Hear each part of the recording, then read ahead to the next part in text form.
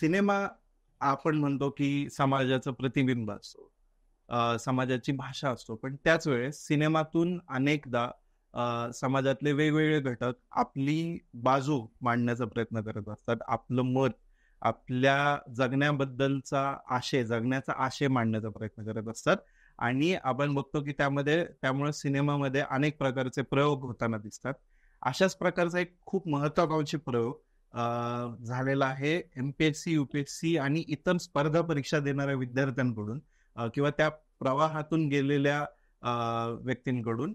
आणि त्यांनी विशेषतः पुण्यातल्या काही स्पेसिफिक भागांमध्ये ज्या पद्धतीनं विद्यार्थी महाराष्ट्रभरातून येतात, स्पर्धा परीक्षांची तयारी करतात, त्यांचे ऍस्पिरेशन्स काय असतात, त्यांच्या इच्छा आकांक्षा काय असतात आणि त्यांचे अनुभव काय असतात, याच्याबद्दलचं त्यांचं जे भावविश्व आहे ते मांडायचा प्रयत्न केलेला आहे. आणि टीम यथावकाश म्हणजे यथावकाश नावाची जी फीचर फिल्म आहे ती त्यांनी निर्माण केलेली आहे. आणि त्याची जी टीम आहे ती आज इंडी जर्नलच्या स्टुडिओमध्ये आलेली आहे. प्री झाली, मेन झाली, मुलाखतही झाली, निकाल यथावकाश. तर तुमचं सगळ्यांचं स्वागत. आपल्यासोबत दिग्दर्शक अविनाश बसलेले आहेत आणि त्यांच्यासोबत निलेश आणि प्रतीक या दोघांनी त्याच्यामध्ये अभिनय केलेला आहे फिल्ममध्ये. तर आपण त्यांच्यासोबत गप्पा मारणार आहोत. या फिल्मची प्रक्रिया आणि त्याच्यातून त्यांनी काय अनुभव घेतला याच्याबद्दल आपण त्यांच्याशी गप्पा मारणार आहोत. वेलकम. थँक्यू. तर मला पहिल्यांदा आता नेहमीप्रमाणे एक थोडासा टिपिकल प्रश्न विचारायला आवडेल की प्रवास कसा होता किंवा फिल्म बनवायला का घेतली?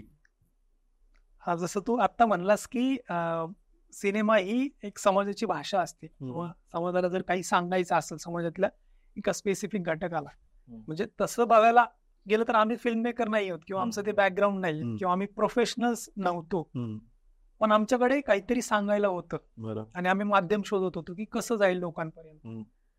मग मला वाटलं की सिनेमा एवढं प्रभावी माध्यम दुसरं कुठलंच नाही. म्हणजे मी सिनेमाचा खूप मोठा फॅन आहे. म्हणजे लहानपणापासून मला वाटतं की सिनेमा बदल घडवू शकतो याच्यावर माझा फर्म विश्वास आहे. म्हणजे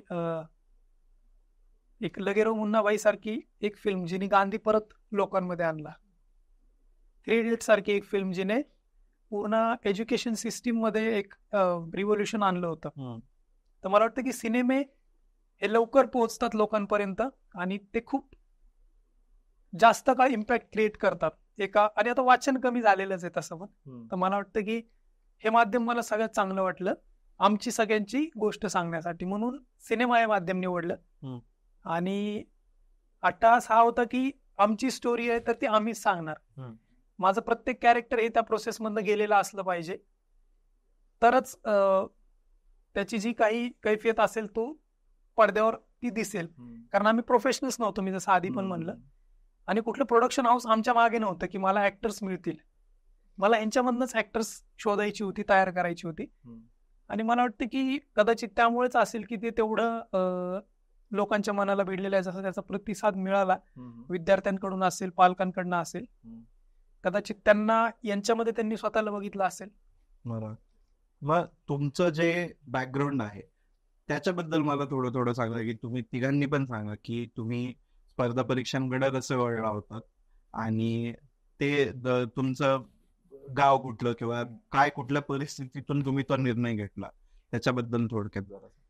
मी मुंबईला होतो सुरुवातीला. म्हणजे मी 5 वर्ष मुंबईमध्ये होतो इंजिनिअरिंगसाठी, पण मी इंजिनिअरिंग कधी केली नाही. मी सेकंडला ड्रॉप केलं आणि मग मी अशीच थिएटरची कामं कर किंवा कोणाला तरी असिस्ट कर. काही दिवस मी मॅजिशियन म्हणून काम केलं, क्लोजअप मॅजिशियन. तर असले उद्योग मी मुंबईमध्ये केले. मग ठरवलं की FTIचं नाव ऐकलं होतं मी, फिल्म अँड टेलिव्हिजन इन्स्टिट्यूटचं, म्हणला ट्राय करू तिथे ऍडमिशन घेण्याचं. आणि मग त्याच्यासाठी मी 15ला इथं आलो होतो पुण्यामध्ये. पण ही माझी सगळी मित्र जुनी होती, ती इथं MPSC UPSC करत होते. मग ते मला म्हणले की अरे त्याचे इंटर्न्स देण्यापेक्षा ही देऊन बघ ना, अरे करतोय तू. आणि मी त्यांच्यासोबत राहायचो, दररोज सकाळी लायब्ररी जायचे. मग एकटा मी बोर व्हायचो, मी पण पुस्तक घेऊन जायला लागलो. आणि मग त्या प्रोसेसमध्ये होऊन गेलं ते FTI मागं पडलं. आणि पण कुठेतरी ते होतं की डोक्यामध्ये अरे ते एक राहून गेलेलं स्वप्न आहे, ते करायचे पूर्ण. त्यामुळं तो एक सिनेमाची आवड आणि स्पर्धा परीक्षेचा प्रवास, ह्या दोन्ही गोष्टी जुळून आल्या आणि नंतर मग ती फिल्म झाली. माझी स्पर्धा परीक्षेची थोडी स्टोरी थोडी इंटरेस्टिंग. मी बीडचा मूळचा. माझे आई वडील भूमिहीन आहे, त्याच्यामुळे आम्ही लोकांच्या शेतावर कामाला जायचो. पूर्ण शिक्षण काम करतच झालं. तर खुरपताना मी छोटा मोबाईल असायचा सॅमसंग, जो भरत आंधळेची भाषण ऐकायचं. तर भरत आंधळेचं भाषण खूप फेमस आहे की अपयश ही यशाची पहिली पायरी. तर भरत आंधळे त्याच्या भाषणात म्हणायचे, मी 7 अटेम्प्ट दिली, मी तर अपयशाची पायरीच चढून जिनात चढून आलो. तर मग खुरपताना हे जर होऊ शकतं तर आपण का होऊ शकत. मग त्यातून असं की आपण UPSC करू. आणि पोलिसांचा एक त्यांचा दरारा, त्यांची रिस्पेक्ट, ते एक छाप होती त्यांची की गावात पोलीस आली, लोक पळायची, पत्ते खेळणारी. गावात त्यावेळी आम्ही लहान असताना झाडाखाली पत्त्यांचे डाव चालायचे, सैरा वायरा पळायचे, आपल्याला असं पोलीस व्हायचं. मग यातलं सगळ्यात बेस्ट काय तर IPS व्हायचं. 12वी झाल्यानंतर त्यासाठी मग UPSC करण्यासाठी पुण्यात आलो. तर अशी भरत आंधळे असे जे मोटिवेशनल स्पीकर आहेत, जे अधिकारी, तर जेवढे आपण पाहतो की लोंडेचे लोंडे येतात, असं सगळे ते ऍस्पिरेशन, त्यातला मी एक आहे. स्पर्धा अजून संपलेली नाही कारण अजून जिंकलेलं नाही. तर तसं मी पुण्यात आलो. पुण्यात आल्यानंतर मग सेल्फ स्टडी सुरू झालं पहिले 1 वर्ष. मग त्याच्यानंतर कळालं सेल्फ स्टडीने थोडं क्लासेस पण लावले पाहिजे आपण. पण बऱ्याच क्लासेसची चौकशी केली पुण्यातली, सोकॉल जेवढे फेमस आहेत तेवढे, कारण छोट्या क्लासला पण जाऊन जमत नाही असं तोपर्यंत कळालं होतं की जी मोठी क्लास आहे यांच्याकडेच गेलं पाहिजे. तर मग सगळी चौकशी वगैरे केल्यानंतर फीस लक्षात आली. ती फीस पाहिली, म्हणलं आपल्या वडिलांचं वर्षाचं आर्थिक उत्पन्न फीस काहीतरी सिमिलरच आहे. तर नाही, त्या फिल्म मध्ये ह्याचा हा डायलॉग पण आहे. म्हणजे कुठल्याही काल्पनिक याच्यावरनं तो लिहिलेला नाही. तर मग म्हटलं वडिलांना कसं सांगायचं की माझी एवढी फीस आहे, तेही 1 वर्षाचीच आहे, आपल्या वडिलांचं आर्थिक उत्पन्न तेवढंच आहे. तर मला ते कुठेतरी पटलं नाही की घरच्यांनाही. त्यातून 2 गोष्टी झाल्या असत्या. एक, घरचे पण एका डिलेमामध्ये पालक म्हणून गेले असते की आपण आपल्या मुलांची ड्रीम किंवा त्यांच्या गरजा फुलफिल करू शकतो. आणि दुसरं माझं की जर एवढं करूनही माझं झालं नाही तर त्यात मीही डिलेमात गेलो असतो. त्याच्यामुळं त्यावेळी मग थोडस म्हटलं आपण प्लॅन B चा विचार केला पाहिजे. असं माझी स्पर्धा परीक्षेसंबंधी एंट्री झाली. प्रतीक, मी मूळचा रांजणगाव गणपतीचा, तालुका शिरूर, जिल्हा पुणे. मी या स्पर्धा परीक्षेकडे वळताना माझी पार्श्वभूमी असताना मी 11वी-12वीला म्हणजे प्लेन सायन्सला होतो. त्यावेळेस मला म्हणजे 12वी नंतर काय करायचं हे मला म्हणजे कळत नव्हतं की काय करावं काय. पण मला असं, मी एकदा न्यूजपेपरमध्ये असंच वाचताना की म्हणजे आमच्या गावात शेजारी एक गाव आहे जे पिंपळेजवळ म्हणून अधिकाऱ्यांचं गाव म्हणून ओळखलं जातं. तिथून म्हणजे हे पेपरला बातमी यायची की हा अधिकारी झालाय, तो अधिकारी झालाय. आणि 2012 पर्यंत काय व्हायचं, ज्यावेळेस BSc ॲग्रिकॉस म्हणजे राहुरी विद्यापीठाचे 200 जागा असायचे समजा, तर 60 ते 70% विद्यार्थी हे राहुरी विद्यापीठाचे. कारण का त्यावेळेस ॲग्रीचा सिलेबस हा 60 ते 70% हा MPSC मध्ये समाविष्ट होता. 2012 नंतर तो कमी झाला, नंतर बदल केला. त्यावेळेस तेव्हापासूनच मला या स्पर्धा परीक्षेकडे जायचं होतं. पण स्पर्धा परीक्षेच्या माध्यमातून जात असताना तर मला BSc ॲग्रीला जायचं होतं. माझे बरेच विद्यार्थी इंजिनिअरिंगकडे वेगवेगळ्या क्षेत्राकडे जात होते किंवा BSc हे ते. पण ज्यावेळेस ज्यावेळेस महाविद्यालय शिक्षण घेत असताना माझ्या सिनियर किंवा आमचे प्राध्यापक, प्रोफेसर किंवा आमच्या गेस्ट लेक्चर व्हायचे, ज्यावेळेस बरेच अधिकारी यायचे, त्यांचे लेक्चर ऐकायचो. पण यांचं लेक्चर नाही, म्हणजे मला त्यांचा प्रभाव एवढा पडला नाही. पण मला असं काहीतरी करायचं होतं की मला म्हणजे माझे मी वेगळा विद्यार्थी होतो, म्हणजे दिव्यांग विद्यार्थी, म्हणजे दिव्यांग माझी जरा हे असताना मला काही म्हणजे हे समाजातले लोक भरपूर चढवायचे, तू ऍक्टिंग कर, तू ह्याच्यात जा, तू कॉमेडी कर, तू या. पण मला या समाजाला काहीतरी दाखवायचं होतं. या समाजाला काहीतरी असं कोणतं तरी क्षेत्र आहे जी म्हणजे आपलं अधिकारी क्षेत्र, त्या क्षेत्राकडे मी या स्पर्धा परीक्षेच्या माध्यमातून वळलो. आणि आज मी या स्पर्धा परीक्षेच्या माध्यमातून 3 ते 4 वर्ष MPSC करत होतो आणि आज मी सब रजिस्टर या पदावर सिलेक्शन झालेलं आहे माझं. आणि नंतर मग मला म्हणजे हेच करत असताना तर कधी मला आता आविसर भेटले म्हणजे नंतर याची स्टोरी आहे की मी कसं भेटला हा मला कसं भेटला 2 महिने पळवले आणि मला काय माझ्या ठीक कंटिन्यू करतो. नाही प्रतीक मला कसा भेटला ना, मी तर लिहायला बसलो होतो, कॅरेक्टर होतं एक, मला प्रतीकच पाहिजे होतं त्याच्यामध्ये, शेरलॉक नाव आहे फिल्म मध्ये त्याचं, आणि हा होता माझ्या मित्राच्या लायब्ररीमध्ये, राम म्हणून मित्र आहे माझा, आणि हे याचा एकच मित्र होता राम आणि हा दुसरा नवनाथ, हे दोघं तिघच फिरायचे फक्त, हा दुसरं कोणासोबत जायचा नाही आणि कोणाला बोलायचा पण नाही, पोरांनी चेष्टा केली तर हा फार लाजायचा, म्हणजे असं मी याला कधीच बघितलं नाही की गोळक्यामध्ये असे गप्पा मारल्या हे बसून, पण ह्याला म्हणलं अरे हाच व्यक्ती पाहिजे आपल्याला, हाच पोरगा पाहिजे म्हणलं. रामला सांगितलं, मी एक दिवशी भेटायला गेलो, मला तर बघितलं पण नाही त्यांनी माझ्याकडे, मला म्हणलं नाही नाही मी ते करणार नाही, परत येऊ नका म्हणला माझ्याकडे. दररोज मी त्याच्या लायब्ररीत जायचो, मला चहाच्या नाश्त्याच्या वेळ असेल तेव्हा मला बाहेर भेटायचा, पण बोलायचं नाही, नाहीच म्हणायचा. मग नंतर वैतागून ना मी दिसलं की लायब्ररीत येणं बंद केलं, जाऊन बसायचं. मग असं मी रामला म्हणलं यार तू त्याला कर कन्व्हिन्स कसं पण म्हणलंय. मग एका दिवशी काय म्हणजे ह्याला काय वाटलं, म्हणलं येतो मी रिहर्सलला. एक दिवस आला, मग ती सगळी त्यांनी टीम बघितली, अरे ही तर आपल्यातलीच आहेत सगळी. आणि पहिला मला वाटते 10-15 दिवस तर तो कोणालाच बोलायचा नाही, त्याचं बसायचं, रिहर्सलला पण तो असं खाली बघूनच डायलॉग घ्यायचा. पण आम्ही त्याला त्याचा वेळ दिला, त्याची स्पेस दिली, आणि मग एखाद्या महिन्यानंतर तो एवढा खुलला ना की आम्हाला त्याला आवरावं लागायचं, म्हणजे दमल करून टाकायचं सेटवर पूर्ण.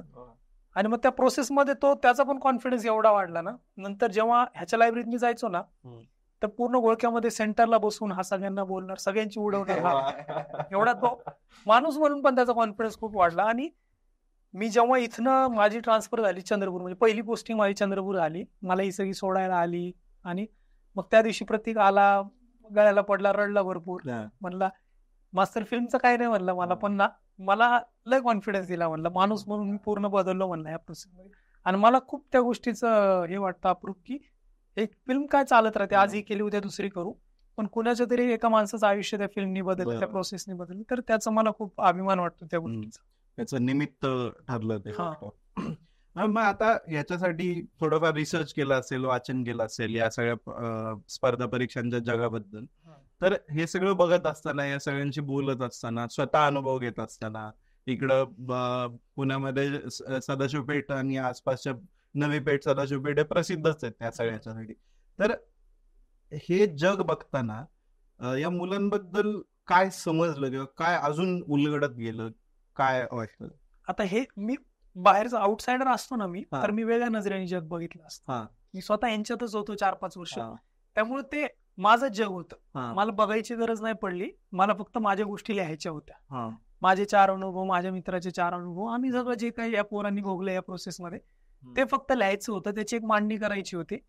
आणि सतत तेच प्रश्न डोळ्यासमोर असल्यामुळं नंतर MPSC स्टुडंट राईट्सची काही महेश बडे होता, किरण निंबोरे होता, ही 4-5 वर्ष झाले ह्याच्यात काम होते. मग टेक्निकल प्रॉब्लेम त्यांच्याकडनं कळले MPSCचे, अशा सगळ्या लोकांना भेटून बोलून एकंदरीत हा विषय, म्हणजे असं नव्हतं की फार सुपरफिशियल दाखवायचं होतं किंवा त्याला फार असं ग्लॅमरस पद्धतीने दाखवायचं होतं किंवा ग्लोरीफाय करायचं होतं.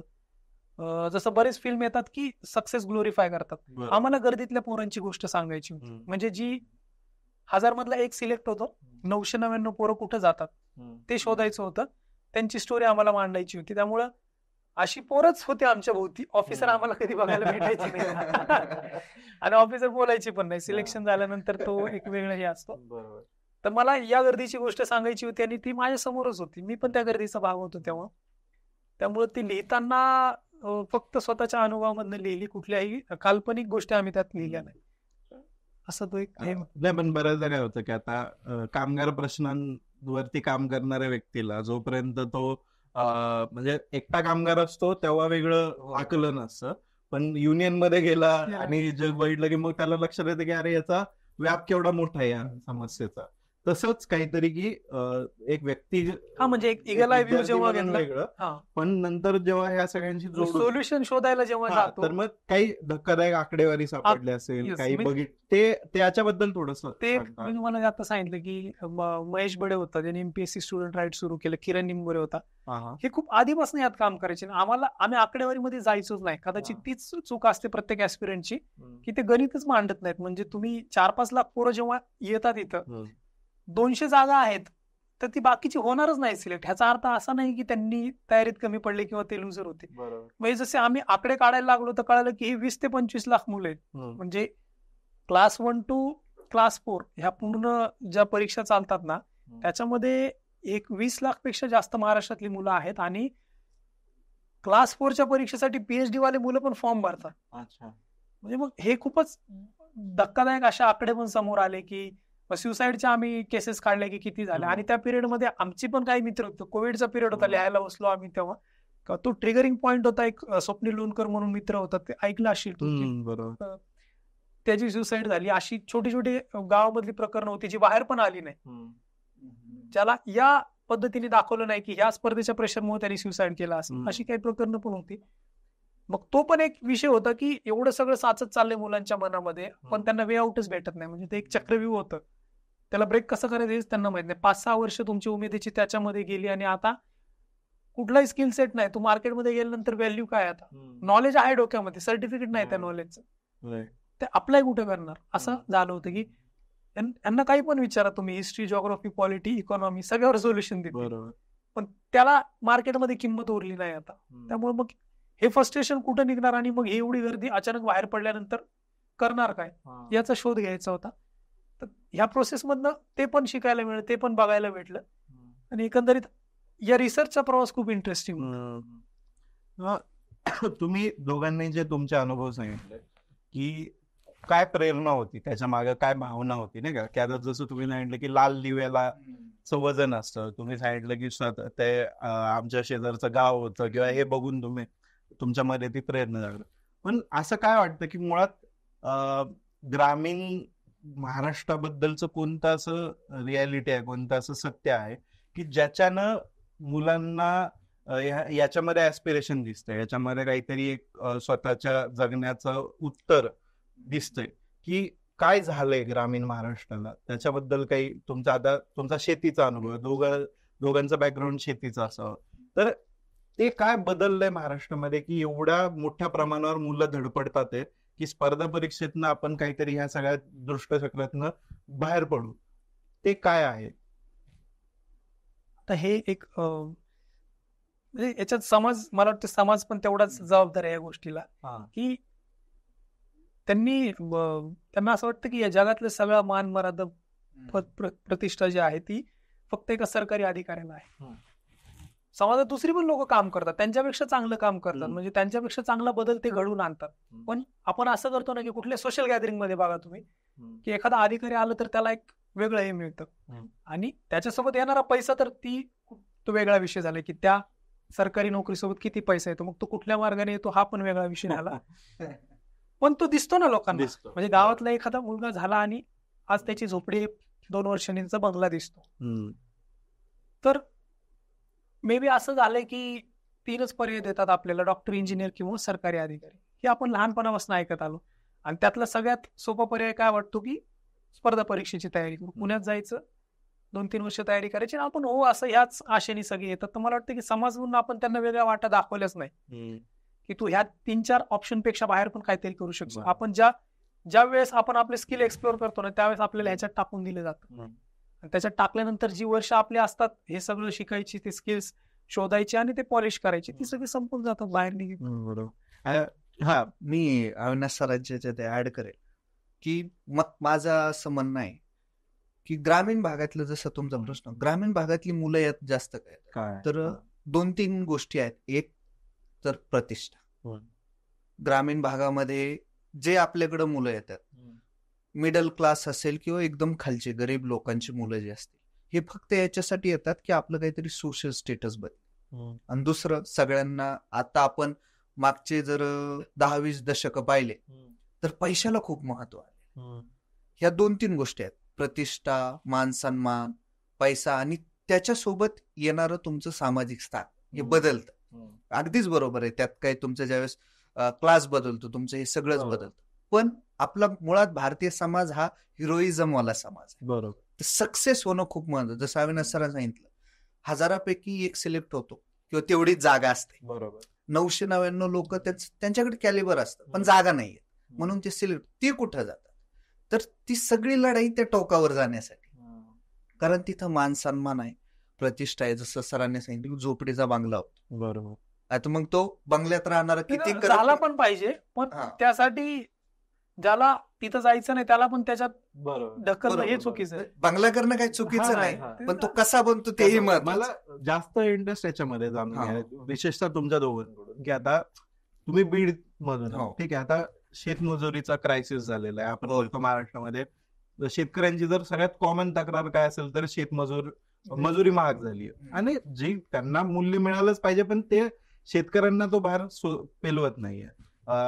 आयात निर्यात सगळ्या त्याचा बोऱ्या वाजलेला आहे. पर्यावरण बदलामुळे पावसाचं आणि याचं पाण्याचं गणित, दुष्काळ कधी पडतो, कधी अतिवृष्टी होते. आता मराठवाड्यात आपण बघतोय की अनेकदा अचानक गारा पडतात ते त्याच्यात. सो नुकसान भरपाईचं काय मेकॅनिझम नाही. या अर्थानं ग्रामीण अर्थव्यवस्था कोलमडून गेलीये का, या अर्थानं माझा जास्त प्रश्न होता की त्यातून पण ती भूक किंवा त्यातून पण एक ती जी धडपड आहे ती निर्माण होतीये का, की अर्थव्यवस्था तितकी कोलमडून पडलेली ग्रामीण भागातली की आता त्याच्यातलं एकच पर्याय होतो की तुम्हाला अशा प्रकारे सरकारी यंत्रणेमध्ये कुठेतरी सरकारी नोकरी ही मोठी सिक्युरिटी वाटते. हे सगळे प्रश्न आहेतच ग्राउंडवरचे. तर मग काय आहे याच्यातून मी बाहेर पडण्याचा एकमेव मार्ग मला असं वाटतं कुठलीही सरकारी नोकरी. ते म्हणतात ना की एक तुमच्या घरात अधिकारी झाला तर तुमच्या 4 पिढ्यांची दूर. तर तो एक विचार ग्रामीण भागात जी मुलं येतात त्यांचा तो आहे, आणि मला वाटतं त्यात काही वावगं नाही. फक्त या स्पर्धेचं गणित समजून घ्यायला पाहिजे. आता आज ग्रामीण भागामध्ये असं झालंय की तुमच्या गावात जर एखादा अधिकारी झाला तर आपलं जर घर म्हणजे दुसऱ्या घरातला एखादा अधिकारी झाला तर आपल्या घरातले म्हणतात की तो अधिकारी झाला म्हणजे तो पण अधिकारी हो. यात ग्रामीण भागामध्ये हे खूप सारं चाललेलं आहे की एक अधिकारी झालं म्हणजे दुसऱ्याच्या घराला वाटत आहे की आपल्याला पण मारात सगळं पाहिजे. तर त्याच्या म्हणजे त्या पोराकडे मग जाण्याची हे नव्हती, म्हणजे आवड नसती, पण त्याला वेगळं क्षेत्र आवडतं. समजा एखाद्याला कला असतं, एखाद्याला संगीत, एखाद्याला कोणतं पण क्षेत्र असू दे, म्हणजे ती कला म्हणजे कला स्किल आपल्या बाजूला सारून पालकांच्या आट्टापायी किंवा या समाजाच्या मोहरापायी तर आपल्याला ती क्षेत्राकडे वळावं लागतं. ग्रामीण भागामध्ये आज शेतकऱ्यांना म्हणजे शेतकरी आज आमच्या विद्यार्थ्यांमध्ये शेतकरी खूप शेतकरी काही कर्ज काढतात, आज काही हे करतात. आज समजा ज्यावेळेस आमच्या दिवसभरात म्हणजे महिनाभराचा एका स्पर्धा परीक्षेचा विद्यार्थ्याचा 10,000 ते 15,000चा खर्च असतो. त्यावेळेस तो खर्च म्हणजे हे करण्यासाठी शेतकऱ्याला कधी कधी कर्ज काढावं लागतं. आता समजा आपल्या आता एखाद्याचा कांदा आता ज्यावेळेस 3 ते 4 महिने थांबतात कधी, त्यावेळेस कांदा जातो आपला, शेतकरी म्हणतो की कांदा गेल्यावर तुला पैसे देतो, पण ज्यावेळेस भाव मिळत नाही, कधी कांदा निर्यात बंदी होती, कधी काही होऊ शकतं, कधी ओला दुष्काळ येतो, कधी काही येतं, त्यावेळेस त्रस्त होतो. आणि त्यावेळेस मग शेतकऱ्याला वाटतं की माझ्याकडे पैसे नाही, तू घरी येते कधी कधी यावेळेस असं पण त्रस्त होत्यात.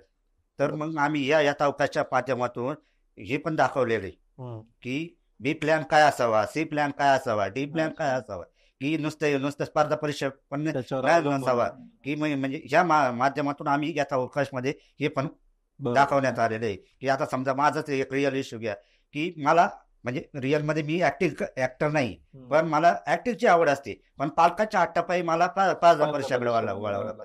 पण ज्यावेळेस माझे 7 ते 8 वर्ष व्हायला जातात त्यावेळेस मला बी प्लॅनकडे माझं जे क्षेत्र असतं त्या क्षेत्राकडे वळावं लागतं. पण ते क्षेत्र पण असं असतं की ज्या क्षेत्रात मला पण पुढे जाता येईल का नाही, मग त्यावेळेस माझं सी प्लॅनकडे असावे. समजा उदाहरणार्थ माझं BSc ऍग्रिकल्चर झालं तर माझं मग खताचं दुकान टाकू शकतो, काही व्यवस्थित टाकू शकतो. त्यावेळेस डी प्लॅनकडे, पण ते पण समजा तिथं पण नाही पैसा काय असलं तर डी प्लॅनकडे जाऊ शकतो. पण हे ग्रामीण भागामध्ये चाललेलं आहे, खूप त्रस्त म्हणजे बरं झालेलं आहे.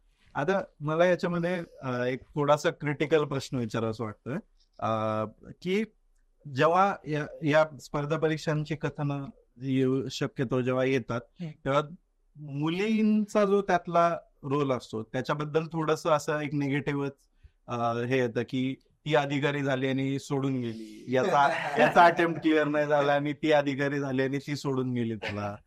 किंवा दुसरं असतं की फसवलं, अशा टाईपचं एक निगेटिव्ह पोर्ट्रेल पण येतं. आणि दुसरं मुलींचं स्वतःचं जे भावविश्व असतं त्यातलं, त्यांचा जो स्वतःचा एक स्ट्रगल असतो की तिसऱ्या अटेम्प्टला फेल गेलं तर लग्न लावून देतात, त्याचं दडपण असतं. म्हणजे त्यांना तेवढ्या संधी पण मिळत नाही. त्यांचे जे मेल काउंटर पार्ट आहे, त्यांचे जे मित्र आहेत, त्यांच्या तुलनेने त्यांना तेवढ्या संधी पण मिळत नाही.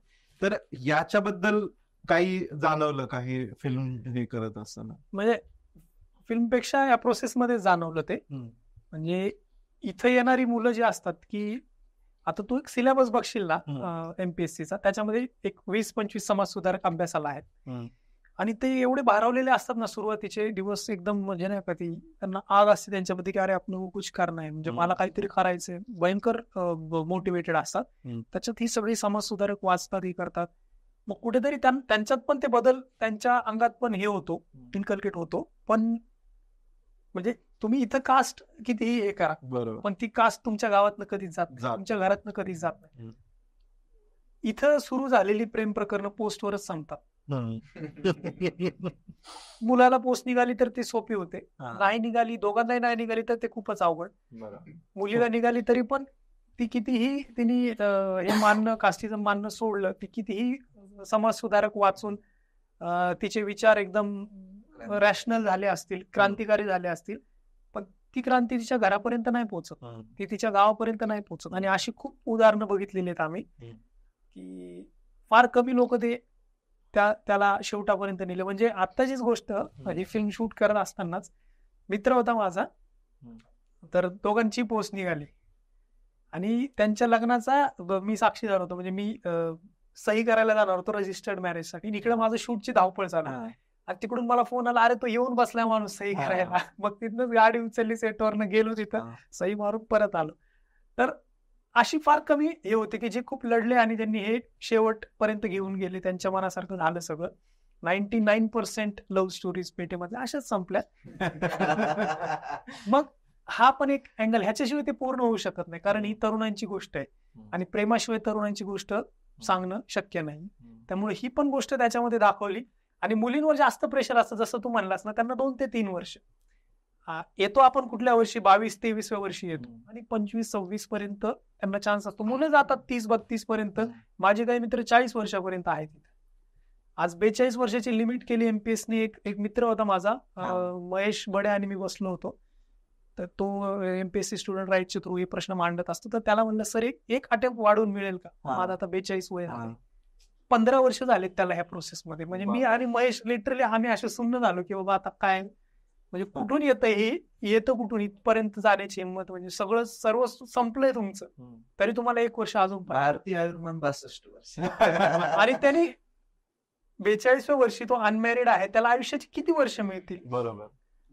तर हे सगळं हे अनुभव होते आणि ते तशाच तसे त्या फिल्म मध्ये आले. मी तुमच्या प्रश्नाला एक उत्तर म्हणून, आमच्या चित्रपटाचा जो हिरो आहे, हिरोईन आहे, त्यांची काही अशीच स्टोरी आहे की याची काही पोस्ट निघत नाही, तिची काही पोस्ट निघत नाही. मग ती लॉकडाऊनला घरी जाते. घरी गेले, घरचे लाईट लागतात. आता पोरीचं वय झालंय आणि भारतीय समाजात पोरगा किती टोनगा झाला, पोरीचं वय लग्नात वयाच्या याच्यातच लग्न झालं पाहिजे, तर ती शेवटी त्याला सोडून जाते. चित्रपट रिलीज झाला, दुसऱ्या दिवशी मला माझ्या एका सिनियरचा फोन आला. सगळ्यात अगोदर म्हणे पिक्चर छान आहे, पण मला एक अनुभव सांगायचा. म्हणलं बोलो. सेम अशी झेड ब्रिजवर पत्रिका देऊन निघून गेली. तर तो म्हणजे असं मला वाटतं की ही जवळपास सगळ्यांचीच रिलेट होणारी गोष्ट आहे. आणि असं पण नाही की फार आम्ही ते रोमॅन्टिसिझम दाखवलं असेल, फार सटल आहे. म्हणजे जे होते ना एकदम सहज होतं, पण ते प्रत्येकाला कुठेतरी तो दिसतो त्याच्यामध्ये. म्हणजे जेव्हा ते रिव्ह्यूज आमच्यापर्यंत येतात ना मुलांचे, की कितीतरी मुलं, आता प्रीमियरला आम्ही रिस्पॉन्स बघितला, इव्हन आता पण कितीतरी मुलं रडतायत.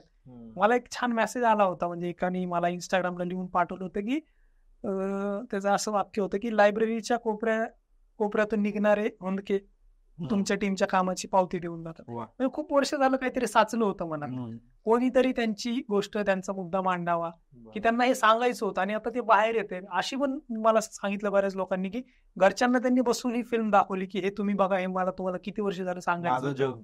हा, म्हणजे हे मी भोगले, ते तुम्हाला माहितच नाही, मला सांगायचं होतं आणि माझ्यात तेवढी हिंमत नाही सांगायची. तर समजा की हे मी सांगतोय तुम्हाला, ते तुम्ही बघा. अशी ही सगळी एक अशी रिव्ह्यूज येतात आहे. कुठेतरी वाटते की ही जी खदखद आहे ना, आपण समाज म्हणूनही कुठेतरी कमी पडतोय असं वाटतं. कारण आपण सक्सेसफुल स्टोऱ्याच आहे किंवा आपल्याला त्यातच इंटरेस्ट. अच्छा, पहाटे 5 वाजता उठून आंघोळ केली का? म्हणजे आम्ही आता त्याच्यावर जोक करतो, पहाटे 5 वाजता 8-9 वाजता करायची ना, निवांत करायची, काही एवढा फरक नसता पडला थंड पाण्याने वगैरे आंघोळ.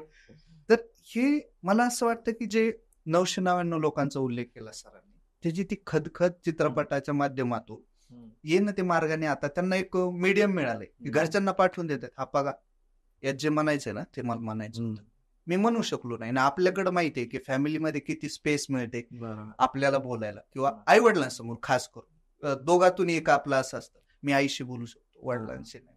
मग त्यांना हे आपलं कधी कळणार ना. मी पुण्यात काय अनुभवतो एक ऍस्पिरंट, इथं त्याचा दिवस कसा जातो, कुठल्या मानसिक संक्रमणातून जातो, काय काय फेस करतो, महिन्याचं भाडं द्यायचं असतं, घरी फोन केला घरचे म्हणतात 2-3 दिवसांनी देतो. मेन वाईल त्या 3 दिवसात तुमचा रूम मालक 4दा येऊन बोल. तो अनुभव, ते टोचणं, ते बोलणं, ते सगळं यांच्या आत आहे. हे आपण सगळ्यांनी जे जे बाहेरून पुण्यात राहिलेले, फक्त स्पर्धा परीक्षा नाही, इतरही मुलांनी अनुभवलेलं. 2 दिवस भाडं लेट होऊ द्या, ते 2 दिवस, ते 24 तास तुम्हाला 3-4 दिवसासारखे वाटतात. तर रूम मालक पाहतोय का, भाडं मागेल का, मेसला लेट झालंय, ते जेवताना सुद्धा ती हे आणि तो मेसवाला असं पाहत असतो, तुझं राहील. तर ती खदखद या चित्रपटाच्या माध्यमातून, जसं सर म्हणे, असे रिप्लाय भरपूर येत आहेत की हे अनहर्ड व्हॉइस आहे जो यथावकाशच्या माध्यमातून येतोय पुढे, आणि हे लोक प्रचंड व्यक्त होत आहेत. आमच्याकडे ह्या 3-4 दिवसात एसे लिहून पाठवले, म्हणजे पेन आणि पेपरवर त्यांनी असे लिहून 2-2 पानाचे मला ते व्हॉट्सअप येत आहेत, सोशल मीडियावर येत आहेत. ते बघून वाटतं कुणीतरी एवढा वेळ काढून आज 2 ओळी लिहायला आपण हे करतो, पण ते लिहितायत म्हणून, म्हणजे त्यांच्यामध्ये होते. व्हॉट्सअप चॅट करताना आपण शॉर्टकट यूज करतो, त्या मुलांनी 2 पानाचा रिव्ह्यू लिहून पाठव, त्याला काय वाटतं. तर मला हे वाटतं की खूप पर्सनल काहीतरी, खूप पर्सनल लेवलला जाऊन त्यांना रिलेट झाले, ते टच झाले. तर आता फिल्म हे एवढं रिसोर्स सेंट्रिक माध्यम आहे, तर हे कसं उभे केले, याच्यासाठीचे resources, camera, lights, editing, post production, sound. पहिल्यांदा मी जेव्हा फिल्म करायचं ठरवलं होतं, आयफोनवर करायचे असं ठरवलं होतं, पण आमचं तेवढं कोणी श्रीमंत आयफोनच मिळाला नाही कुणाकडे. मग विचार केला, यार आयफोन. मग काही प्रोडक्शन हाऊस कडे गेलो आम्ही, म्हणलं अशी अशी स्टोरी आहे, म्हणजे ठीक आहे स्टोरी छान आहे म्हणे, आम्ही करतो म्हणे, आणि तुम्हाला अनुभव नाही काय नाही म्हणले, ही आम्ही स्टोरी करतो आमच्या प्रोडक्शनच्या पद्धतीने आणि आम्हाला करायची ही स्टोरी. पण म्हणलं नाही, ही ह्यांची स्टोरी म्हणलं हीच करणार, आम्हीच करणार म्हणलं. मग आम्ही चुकलो, उद्या ही फिल्म डब्यात गेली तरी चालेल, पण तो प्रयत्न असेल तो आम्ही करू. मग सगळ्यात पहिलं होतं की टीम कुठून जुळवायची ना. मला पर्सनली मला पण फिल्म मेकिंग माहिती नव्हतं, म्हणजे मी फिल्म बघत होतो, हे करत होतो, लोकांना असिस्ट करत होतो, लिहित होतो, पण सगळं खांद्यावर घेणं एवढं सगळं हे मला पण अनुभव नव्हता आणि ह्यांच्यातल्या कोणालाच अनुभव नव्हता की फिल्म मेकिंग काय असते. मग आधी टीम जुळवली, अशीच माझ्यासारखीच समविचारी पुरापती मंडळी गोळा केली, ज्यांना की होतं की हा आम्ही आहेत तयार. म्हणजे अशी पोरं होती ती की तू कर, फक्त बरं वाईट झालं काय झालं तर आम्ही आहेत, काय होईल आपला प्रयत्न फसेल पण आपण करून बघू. आणि तो पिरियड असा होता लॉकडाऊनचा, एक्झामच नव्हती आम्हाला, जवळपास 1.5 वर्ष कुठलीच एक्झाम नव्हती आणि एकदम कुणालाच काही काम नव्हतं. मग त्यात काहीतरी करतोय आपण, ह्याच्यानेच ते भारावून गेली सगळी, ती टीम गोळा झाली. मग जी जुनी मित्र होती, आता फर्ग्युसनला ह्याची काय मित्र होती, प्रिया म्हणून एक मैत्रीण होती आमची, विराज म्हणून होता जो की एमपीसी सोडून तो कॅमेरामध्ये प्रोडक्शन मध्ये काम करायचा. मग ही सगळी आली ऑन बोर्ड की अरे आपली मुलं काहीतरी करतायत, आपण जाऊया ह्याच्यात. अशी सगळी टीम आली आणि मग एक एक गोष्ट जुळत चालली. मग म्हणलं आता करायचीच आहे ना, तर मोठीच फिल्म करू है ना, म्हणजे बरबादच व्हायचं तर रितसर हो ना, छोटा मोठा कशाला. मग अख्खा पूर्ण मोठाच सेटअप उभा केला. मग पैसा मेन प्रश्न काय होता, पैशाचा. कोणीच कमवत नव्हतं, म्हणजे हे यांच्या रिहर्सलचे चहा पण आम्हाला हे होत नव्हते. मग ते आम्ही केटल आणलं होतं, त्याच्यात फक्त पाणी गरम करायचं आणि 10ची कॉफीची पावडर टाकली की अख्ख्या टीमचं ते होऊन जायचं. तर मग जुनी मित्र होती जी लागली ऑफिसर झाली, त्यांना सगळ्यांना फोन केले, बाबा असं करतोय काहीतरी, म्हणलं करा म्हणे. त्यांनी थोडंफार दिलं. काही मित्र एमपीएससी सोडून कोणी पब्लिकेशन हाऊस टाकलं, कोणी क्लास टाकले, कोणी काय केलं.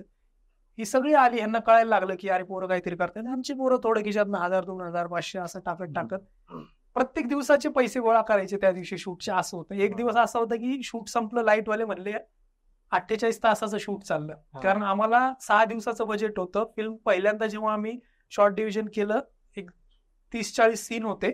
युजली 3 सीन शूट होतात मोठ्या फिल्मला, किंवा कुठल्याही फिल्ममध्ये 3 सीन किंवा 4 सीनचं लिमिट असतं. आम्हाला होते 12 सीन शूट करायचे एका दिवशी. जर 12 सीन शूट केले नसते तर 3 ते 4 पट याचं बजेट झालं असतं. 6 दिवसाचं शेड्यूल लावलं. पहिला डीओपी सोडून गेला, म्हटलं 6 दिवसात ही फिल्म शूट होत नाही. मग म्हणलं थोडा वेळ घेऊ. मग यांची रिहर्सल चालली 2 महिने. म्हणजे प्रत्येकाला फिल्म पार्ट होती स्टार्ट टू एंड. याच्या मागचा उद्देश हाच होता की रिटेक नको, म्हणजे तू चुकलाय किंवा गडबडतोय असं नको व्हायला. म्हणजे इतकी प्रॅक्टिस असली पाहिजे की एक टेक घेऊ आणि एक सेफ्टी घेऊ, डन करू. त्यामुळे ह्या पोरांनी असं होतं की प्रत्येक जण एक पात्री करायचं ते फिल्म, एवढं त्यांचं पाठांतर होतं. आणि ही पोरं असं नाही की सगळा अभ्यास सोडून दिला यांनी. सकाळी लायब्ररीत बसायची, संध्याकाळी येऊन प्रॅक्टिस करायची 1-2 वाजेपर्यंत, परत जायची, परत दुसऱ्या दिवशी लायब्ररी करून परत यायची. आणि अपेक्षा काहीच नव्हतं यांना की तू पैसे किती देणार, काय करणार, काहीच नाही. करायचं फक्त आम्हाला. ही आमची स्टोरी आहे. मग ही सगळी जुळाजुळू झाली, पैसे वगैरे जुळले आणि ते 6 दिवसाचं जसं ठरवलं होतं तसंच शूट केलं. सुरुवातीचं पहिलं शूट 48 तास लागलं. ती लाईटवाली मंडळी सोडून गेली. बॅकअप झालं म्हणे, नमस्कार तुम्हाला, असं चालत नसतं. ती गेली. मग दुसरी पकडून आणली, त्यांना समजावलं.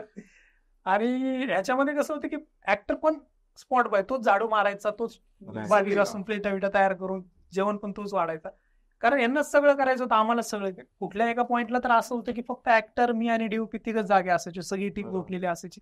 मग आम्हीच तर सेट तयार करणं, स्पॉट बॉयची कामं करणं. कुणाला असं कमीपणा नव्हतं की मी हे करतोय, तू हे करतो, फक्त हे संपवायचं, ते व्यवस्थित करायचं, एवढंच एक होतं.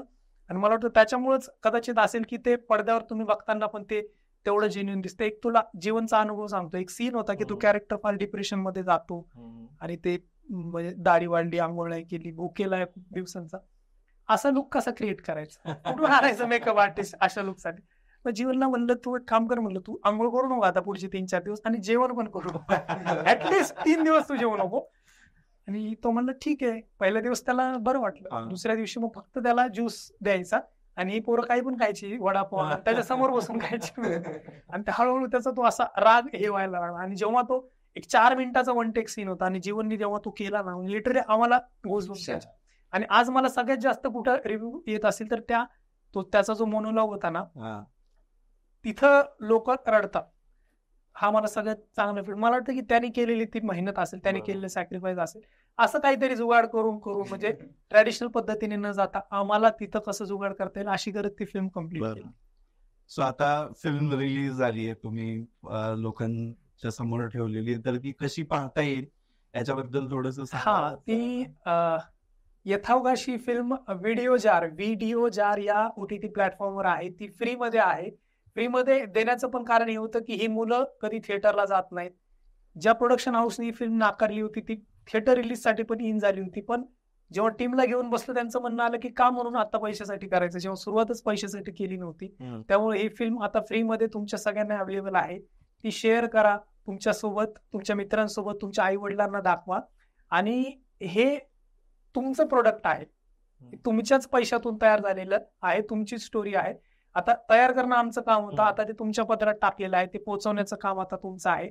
तर व्हिडिओ जार या फ्री OTT प्लॅटफॉर्मवर तुम्ही ही फिल्म बघू शकता आणि सगळ्यांसोबत शेअर करू शकता. हे ऍप आणि वेबसाईट दोन्हीवर आहे. बरं, ओके. सो ही होती टीम यथावकाश सोबतची चर्चा. तुम्हाला ही चर्चा कशी वाटली, यांनी जे व्यक्त केलं त्याच्याबद्दल तुमचे काय अनुभव असतील तर ते नक्की कमेंटमध्ये नोंदवायला विसरू नका. त्याचसोबत आमचं सुद्धा असा जुगाड पत्रकारितेचा जुगाड आहे, त्यामुळे इंडी जर्नलला आर्थिक मदत करायची विसरू नका. त्याच्यासाठीची पण लिंक व्हिडिओच्या डिस्क्रिप्शन मध्ये दिलेलीच आहे. आणि हे जे चॅनल आहे ते सबस्क्राईब करा, हा व्हिडिओ लाईक करा, शेअर करा आणि याच्याबद्दल बोलत राहा. असे प्रयोग, अशा प्रकारच्या फिल्म्स या दुर्मिळ असतात, असे प्रयत्न दुर्मिळ असतात, त्यांच्या पाठीमागं उभं राहिलं पाहिजे. तर ते उभे नक्की राहा आणि पाहत राहा इंडिजन.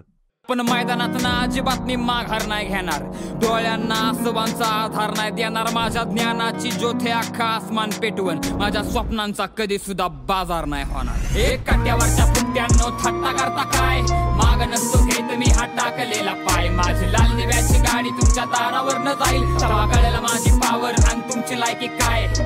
ए जा छायला, आपण कधी होणार अधिकारी? होईल अधिकारी, येता अवकाश.